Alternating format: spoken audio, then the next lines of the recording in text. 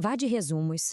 Abordaremos agora alguns aspectos estritamente pontuais e de altíssima relevância do processo penal, com foco direto nos sistemas processuais. A meta aqui é ter produtividade máxima na absorção desse conteúdo para as provas. Então vamos direto à matéria. Tópico 1. Crítica ao sistema misto. Para iniciar essa análise estrutural, é imprescindível conhecer a doutrina contemporânea de referência, que é capitaneada por juristas de peso como Áureo Lopes Júnior e Geraldo Prado. Existe hoje um forte questionamento sobre aquela classificação mais tradicional do nosso processo penal. Historicamente, ensina-se que ele seria um sistema misto, certo? Com uma fase preliminar de inquérito, inquisitória, seguida por uma fase processual, acusatória. Mas a doutrina moderna mostra que aceitar isso sem questionar pode ser uma armadilha teórica bem perigosa na hora da prova. E é preciso ter atenção máxima agora, porque nesse ponto mora uma clássica pegadinha. As bancas examinadoras adoram afirmar que temos um sistema plenamente misto, mas o que existe, na verdade, é um mero verniz teórico. Na realidade prática, a crítica da doutrina aponta para um núcleo que ainda é fortemente inquisitório. O grande divisor de águas, a verdadeira chave para matar essa charada, é a gestão da prova. Se a estrutura permite que o juiz assuma o protagonismo na hora de produzir a prova, o sistema continua sendo, na sua essência, inquisitório. Ele sai da cadeira de espectador imparcial e vira um verdadeiro investigador. Mas por que isso acontece na prática? Qual seria a justificativa para dar esse palco todo ao magistrado? A resposta está num dogma antigo, a famosa verdade real. É usando a desculpa de buscar essa verdade inatingível que dispositivos como o artigo 156 do Código de Processo Penal deixam os juízes determinar provas de ofício.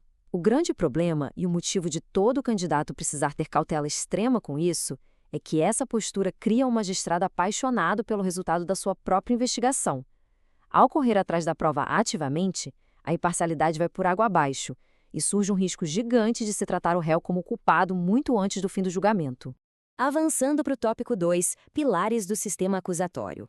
Exatamente para bater de frente com esse núcleo inquisitório, o nosso ordenamento jurídico passou a adotar ferramentas bem mais rígidas.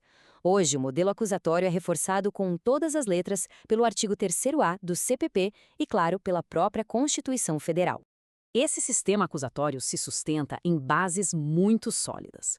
O primeiro pilar é a separação rígida de funções. Funciona da seguinte forma: o Ministério Público tem a missão de acusar. A defesa, seja por meio de advogados ou da Defensoria Pública, defende. E o juiz fica estritamente com a função de julgar. O grande porquê de ter essa estrutura dividida de forma tão milimétrica é garantir o contraditório e equilibrar o jogo entre as partes. Isso assegura que o magistrado atue apenas como um árbitro imparcial. Somam-se a isso a intransigível presunção de inocência e a oralidade como regra procedimental, o que dá muito mais dinamismo ao processo e joga para o escanteio aqueles ritos secretos e obscuros do passado. E aqui surge mais uma distinção que vale ouro para gabaritar questões comparando os sistemas. O alvo das bancas será a iniciativa probatória.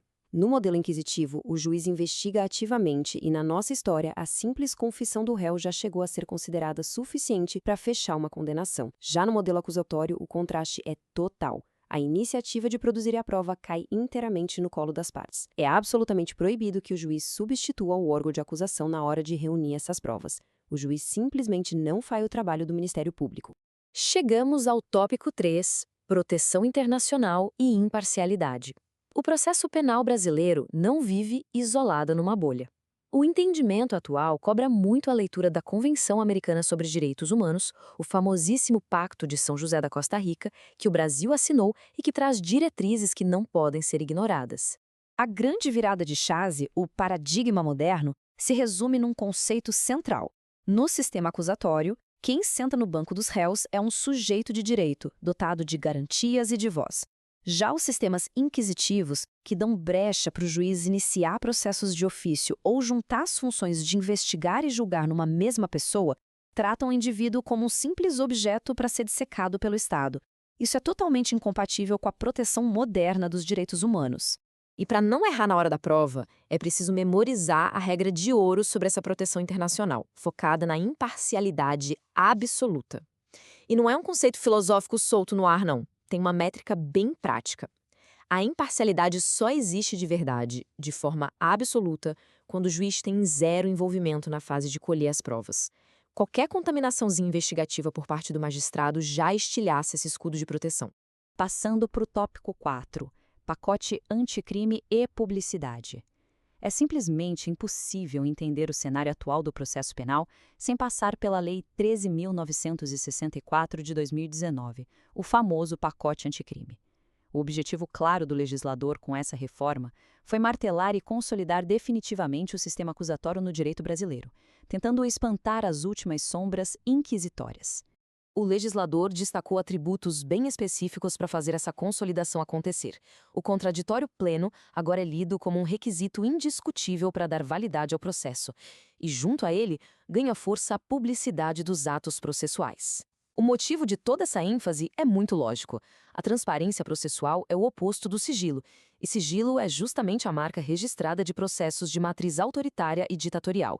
É a publicidade que dá à sociedade a ferramenta certa para controlar e fiscalizar de perto a atividade jurisdicional.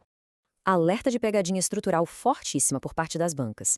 Se aparecer alguma questão sugerindo que o modelo atual aprova práticas como o sigilo absoluto de audiências, ou que se pode impedir o advogado de acessar provas que já estão documentadas no inquérito, ou ainda que dá para flexibilizar as garantias legais em nome daquela suposta verdade real, é só marcar a alternativa como errada, sem medo.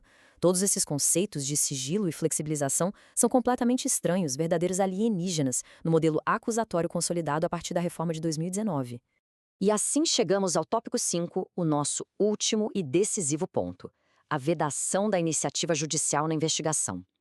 Toda essa base que construímos até aqui deságua exatamente na materialização dessa regra, que agora está claríssima no texto do artigo 3º-A do Código de Processo Penal.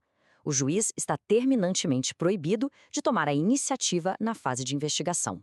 Mas qual é o verdadeiro fundamento científico-jurídico dessa proibição tão radical? Por que o juiz não pode nem pedir uma simples diligência no começo do caso?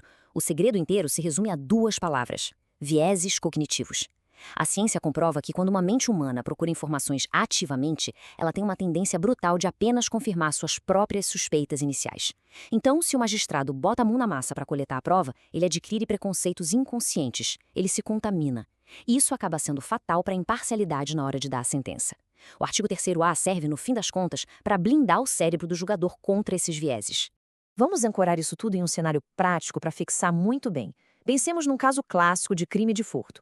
Num sistema que é puramente acusatório, a dinâmica obedece a uma coreografia bem rígida de 3 passos. Primeiro, o Ministério Público tem a iniciativa e oferece a denúncia. Segundo, ao longo de toda a instrução processual, é obrigação exclusiva das partes trazer os elementos probatórios. O MP batalha para provar o furto, enquanto a defesa apresenta seus álibis e contestações. Terceiro e último passo, o juiz avalia rigorosamente apenas aquilo que foi colocado na mesa de forma válida. Ele não pode descer de sua cadeira, ir até a rua e procurar imagens de uma câmera de segurança que o MP esqueceu de pedir. Ele atua dentro dos limites da prova apresentada pelas partes. Para fechar essa análise de forma definitiva, fica uma provocação excelente, daquelas prontas para turbinar uma resposta de prova discursiva ou oral. O processo penal não é, de forma alguma, uma ferramenta do Estado para perseguir o indivíduo. Pelo contrário, graças a essa rígida separação de funções e à imparcialidade que o sistema acusatório protege, ele atua primordialmente como um escudo, uma garantia fundamental para barrar o arbítrio e o abuso de poder. Dominar essa essência garante a compreensão exata de como a jurisprudência atual lê o nosso sistema processual. Bons estudos a todos!